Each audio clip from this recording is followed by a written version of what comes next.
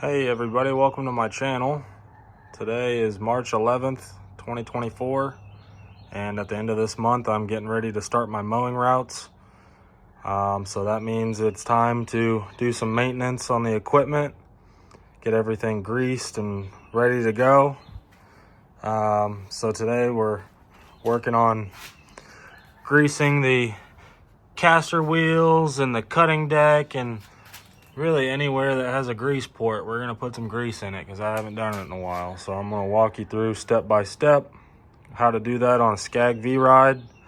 And afterwards I'll probably grease the axles on the trailer.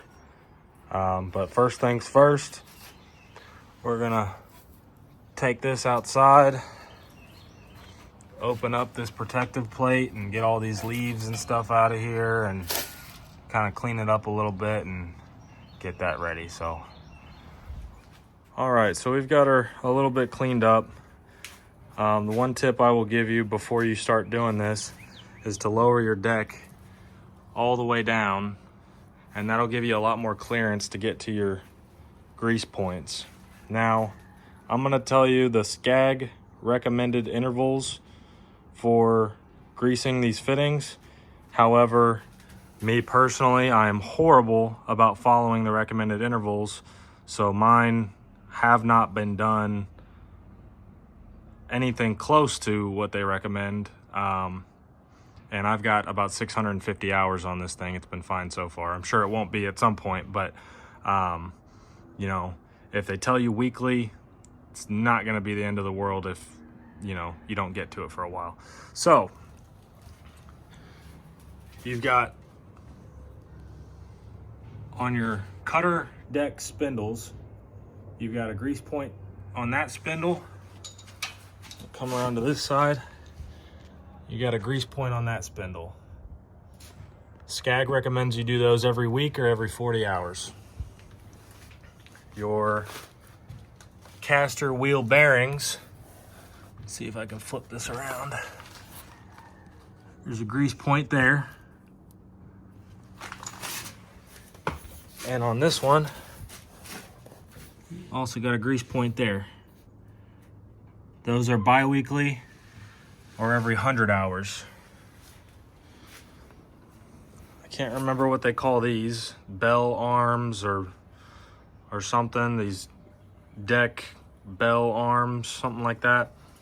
You're gonna have 4 fittings for this one. These are also bi-weekly or every 100 hours. So you've got one fitting here, one fitting here, one fitting right up under there, and one fitting there. So those are bi-weekly, every 100 hours. And then back here on your push arms, you got a fitting there and a fitting on that one. Those are also bi-weekly, every 100 hours. Now the last one are your caster wheel pivots.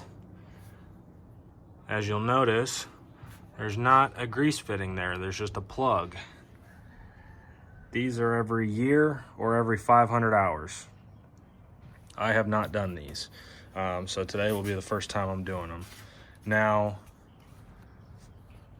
you can either buy a grease fitting to put in there, or what I've done is take the fitting out of here with an 8mm deep socket. 8mm deep socket. And these plugs come out with a 7mm. So I've already loosened this one. And pop that plug out. Tighten your fitting a little bit, don't over tighten it. And then you've got yourself a grease fitting. I'm using the Core Gear premium grease gun from Home Depot. This ran me about 30 bucks. Now Scag makes their own grease that you can buy from any Scag dealer, or Home Depot also sells Lucas red lithium grease. Now you can use white lithium, red lithium. There's a ton of different greases that you can use. But Scag recommends you do your spindles with spindle grease and everything else with chassis grease. Now, I don't know about you, but I'm not gonna go through the trouble to swap out the grease in my gun or buy 2 different guns just to put 2 different kinds of grease on all my fittings. So I'm using red and tacky for every fitting on here. All right, so we're gonna take the head off of our grease gun and we're gonna set that to the side. Now we're gonna take our grease, take the cap off. You've got a cap side and a tab side. We're gonna first pull this plunger out, give us some room. Slide our grease can down in there. And then pull this tab off. And try not to make a huge mess everywhere. Now we'll put the head of our gun back on.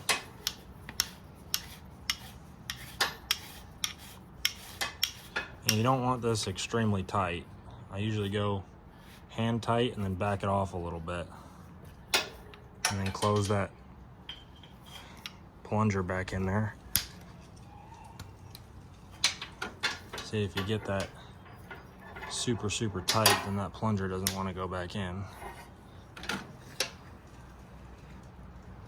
Use my body a little bit to push it back in. Now I got the plunger in there and got the head of our gun back on.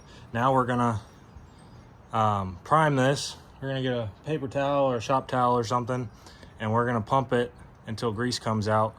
That way we're not pushing a bunch of air bubbles into our fittings. So we got our paper towel here. We're just gonna pump it until that grease starts to come out a bit. And now we're ready to go. Now, as far as how much grease to put in these things, from the factory, these spindles will not be all the way full. Your very first time doing it, you might need to put in a heck of a lot more than somebody that's been doing it every week for the past, couple years. It all really depends on how full it is. Now we're gonna take this little guy and pop it onto that fitting. Take our gun. Oh, we got some grease coming out. So that means we didn't get it all the way on there right. So we're gonna retry that. All right, so we're gonna stick that on there.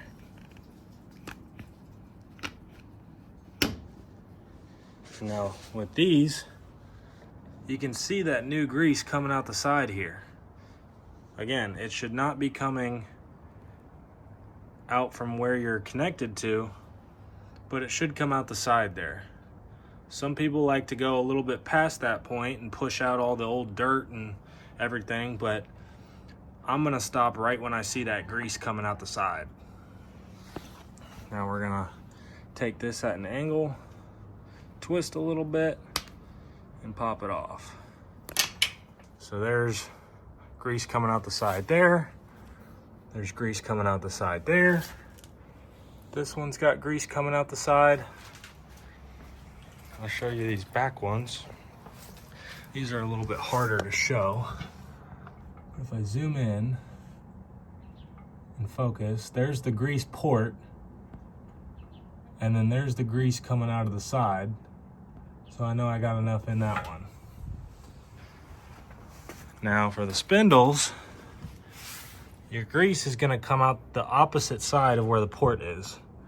Now I kind of overdid this one, but you can see there's the port and there's where the grease is coming out of. And now for the Kingpins. So I'm gonna put my grease fitting in there. Of course, it's covered in grease now, so it's a little difficult to thread in. Bear with me. Oh, come on.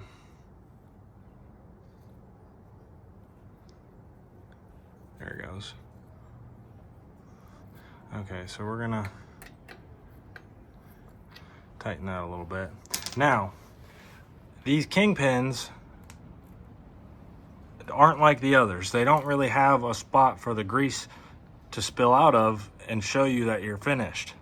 So what I've seen happen before is guys will pump these full of grease and these caps will fly off because of all the pressure in there or too much grease or whatever.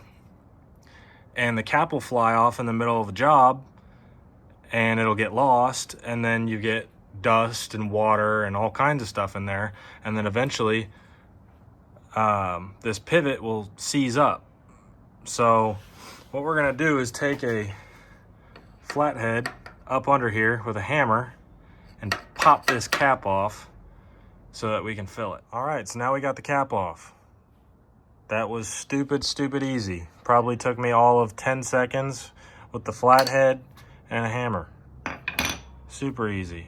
Now, I have officially ran out of grease and I'm not going to get more today. So we're gonna save that for another day, but I'm gonna tell you what to look for. So on the inside of here, the grease is gonna fill up all the way around and it's gonna rise to the top. You're gonna keep pumping until that grease gets all the way to the top. Then you're gonna take a paper towel, get it a little bit below here, you know, just wipe off the excess. And once you're done with that, you're gonna pop your cap back on as even as you can.